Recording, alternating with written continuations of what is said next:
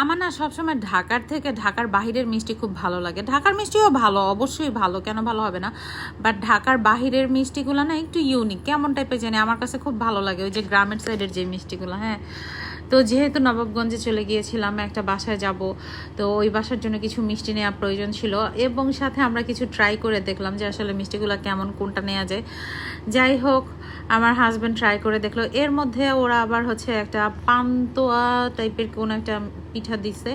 তো আমার হাজব্যান্ড আবার একটা ট্রাই করে দেখছে, ট্রাই করে দেখে বলতেছে আরে এটা তো বরিশালের বড়া পিঠা, এটা কি আবার পান্তুয়া কি জিনিস। যাই হোক, ও এটা নিয়ে মজা নিল কিছুক্ষণ।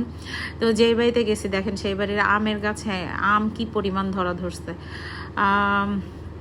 এত সুন্দর লাগতেছিল দেখে। তো যাই হোক, খাবার দিয়েছিল আমাদেরকে, আমাদের জন্য বেশ ভালো আয়োজন করেছিল। দেশি মুরগির মাংস, তারপরে হচ্ছে আমার হাজব্যান্ড আবার চালের রুটি পছন্দ করে, চালের রুটি, গরুর মাংস। আম্মুও প্রথমবার গিয়েছে, মানে আমরা সবাই প্রথমবার গিয়েছিলাম, আমাদের জন্য একটু স্পেশাল আয়োজন করেছে।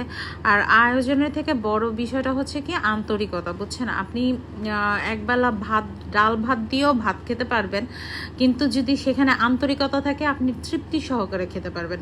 বিষয়টা এটাই। তো আজকের মতো বিদায় নিলাম, আল্লাহ হাফেজ।